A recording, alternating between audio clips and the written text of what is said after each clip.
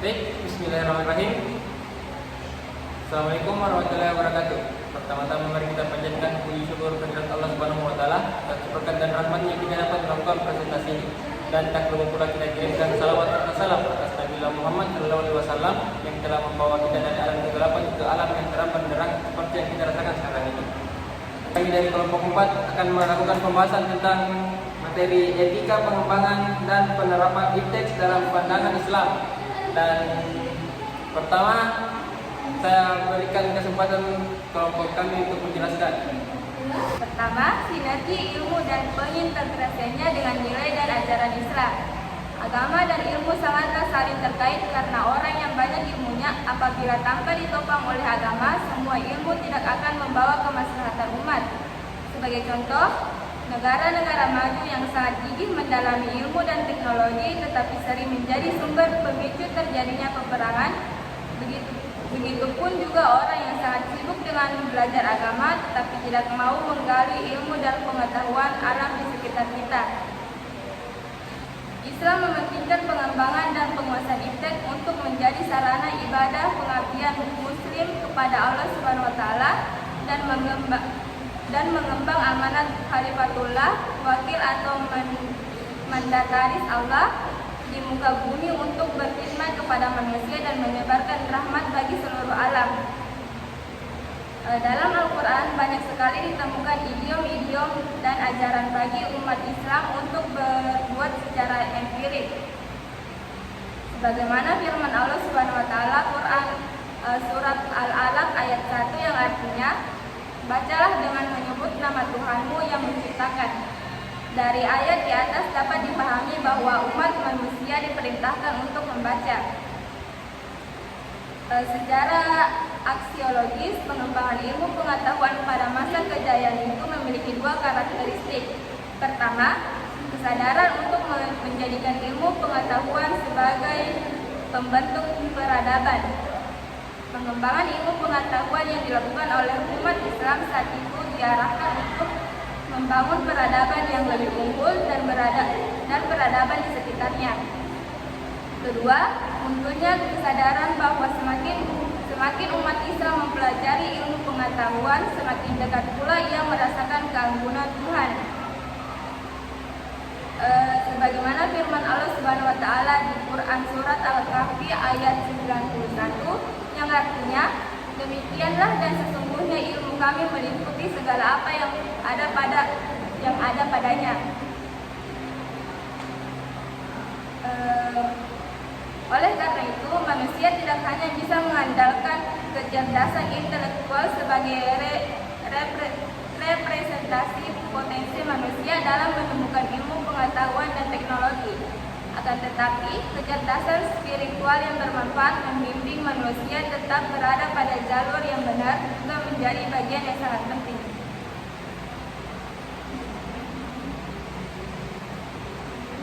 Paradigma ilmu tidak bebas nilai atau value bound. Ilmu yang tidak bebas nilai atau value bound memandang bahwa ilmu selalu terikat dengan nilai dan harus dikembangkan dengan mempertimbangkan aspek nilai.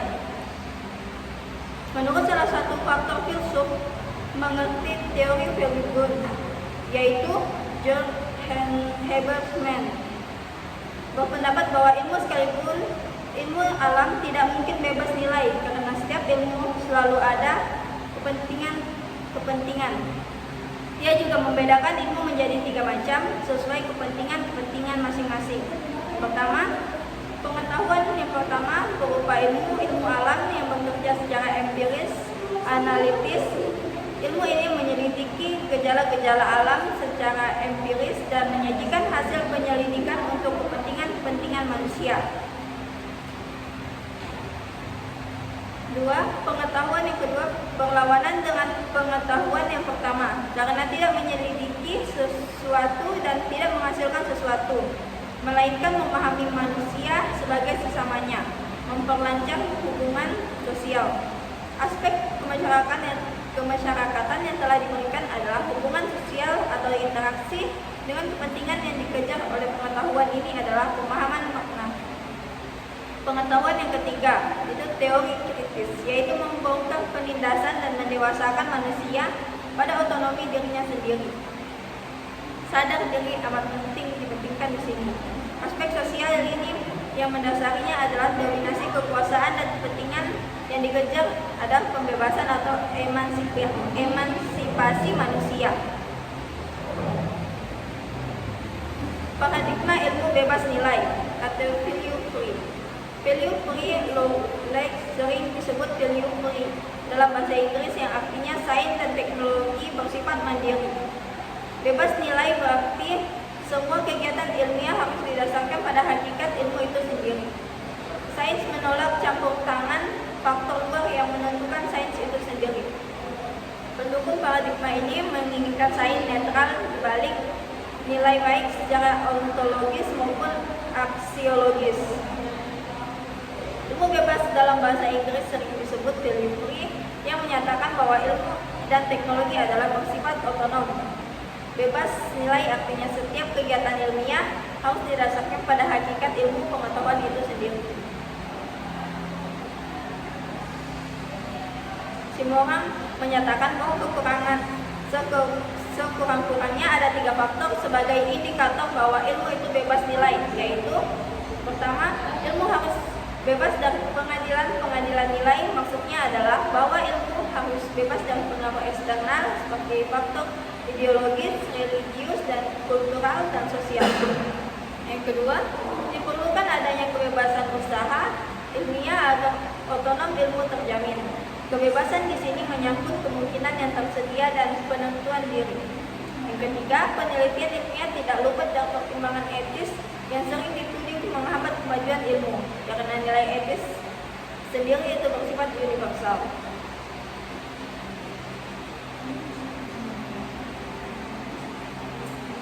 Baik, selanjutnya yaitu perlunya akhlak Islami dalam penerapan ITS. Al-Qardawi 1989 mengemukakan terkait dengan pentingnya akhlak Islami dalam pengembangan ilmu, bahwa akhlak Islami yang harus diperhatikan dalam mengembangkan ilmu pengetahuan ialah pertama, rasa tanggung jawab di hadapan Allah.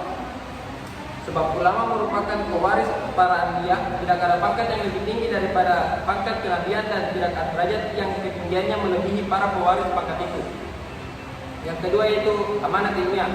Sifat amanah merupakan kemestian iman, termasuk ke dalam moralitas ilmu. Tak ada iman bagi orang yang tidak memiliki sifat amanah. Dalam memberikan kriteria yang beriman, Allah menjelaskan dalam firman-Nya dalam Quran surat Al-Mu'minun ayat 8 yang artinya dan orang-orang yang memelihara amanat-amanat yang dipikulnya dan janjinya. Salah satu amanat ilmiah adalah merujuk ucapan kepada orang yang mengucapkannya, merujuk pemikiran kepada pemikirnya, dan tidak mengutip dan orang lain kemudian mengklaim bahwa itu pendapatnya karena hal seperti itu merupakan plagiat dan penipuan. Yang ketiga itu tawadu. Salah satu moralitas yang harus dimiliki oleh ilmuwan ialah tawadu. Orang yang benar berilmu tidak akan diperalat oleh ketertipuan dan tidak akan diperbudak oleh perasaan. Karena dia yakin bahwa ilmu itu adalah laksana lautan yang tidak bertepi, yang tidak ada seorang pun yang akan berhasil mencapai pantainya. Yang keempat adalah Isa. Perasaan mulia yang merupakan fadilah paling spesifik bagi kaum muslimin secara umum. Isa di sini adalah perasaan diri mulia ketika menghadapi orang-orang yang takabur atau orang-orang yang berbangga dengan kekayaan, keturunan, kekuatan, dan kebanggaan lainnya yang bersifat duniawi. Suatu perasaan mulia yang bersumber dari Allah dan tidak mengharapkan apapun dari manusia, tidak menjilat kepada orang-orang yang berkuasa. Yang kelima yaitu mengutamakan dan menerapkan ilmu. Salah satu moralitas dalam Islam adalah menerapkan ilmu dalam pengertian bahwa ada keterkaitan antara ilmu dan ibadah. Kehancuran kebanyakan manusia adalah karena mereka 60 berilmu, tetapi tidak mengamalkan ilmu tersebut atau mengamalkan sesuatu yang bertolak belakang dengan apa yang mereka ketahui. Seperti dokter yang mengetahui bahayanya suatu makanan atau minuman bagi dirinya tetapi tetap juga menikmatinya karena mengikuti hawa nafsu dan tradisi. Yang keenam itu menyebarkan ilmu. Menyebarkan ilmu adalah moralitas yang harus dimiliki oleh para ilmuwan atau ulama Mereka berkewajiban agar ilmu tersebar dan bermanfaat bagi masyarakat. Ilmu yang disembunyikan tidak mendatangkan kebaikan, sama halnya dengan harta yang dihimpun. Gugurnya kewajiban menyebarkan ilmu yang hanya dibatasi jika ilmu yang disebarkan itu akan menimbulkan akibat negatif bagi yang menerimanya. Yang ketujuh, hak cipta dan penerbit. Mengenai hak cipta dan penerbit, digambarkan bahwa kehidupan perilmuan tidak semudah kehidupan orang lain pada umumnya, karena menuntut kesungguhan yang khusus melebihi orang lain. Seorang ilmuwan pengarang memerlukan perpustakaan 61 yang kaya dengan referensi penting dan juga memerlukan pembantu yang menolongnya untuk menukil, mengklipping, dan sebagainya, dan memerlukan pula orang yang dapat menopang kehidupan keluarganya.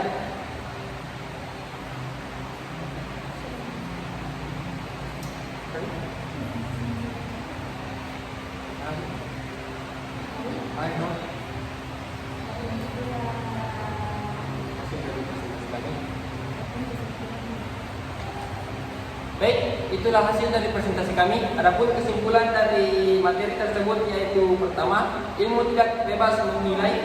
Ilmu itu selalu terkait dengan nilai-nilai. Perkembangan ilmu selalu memperhatikan aspek nilai yang berlaku. Perkembangan nilai yang tidak lepas dari nilai-nilai ekonomis, sosial, religius, dan nilai-nilai yang lainnya. Yang kedua yaitu ilmu bebas nilai mengemukakan bahwa antara ilmu dan nilai tidak ada kaitannya, keduanya berdiri sendiri. Menurut pandangan ilmu bebas, dengan tujuan mengembangkan ilmu pengetahuan, kita boleh mengeksplorasi alam tanpa batas dan tidak harus memikirkan nilai-nilai yang ada, karena nilai hanya akan menghambat perkembangan ilmu. Yang keempat yaitu basis keilmuan tanpa nilai dan tidak dilengkapi dengan aksiologi, etika, religionitas, dan sosiologi akan mengakibatkan runtuhnya tatanan sistem kemasyarakatan serta menciptakan tatanan hidup masyarakat yang tidak bertanggung jawab. Kekeringan nilai dalam bingkai ilmu akan berakibat pada runtuhnya ilmu itu sendiri. Yang keempat dan yang terakhir yaitu pentingnya akhlak Islami bagi pengembangan ilmu untuk menjaga agar ilmu tidak menjadi penyebab bencana bagi 64 kehidupan manusia dan kerusakan lingkungan serta kehadiran di muka bumi ini. Baik, sekian dari kami. Akhir kata billahi sabilillah, wassalamualaikum warahmatullahi wabarakatuh.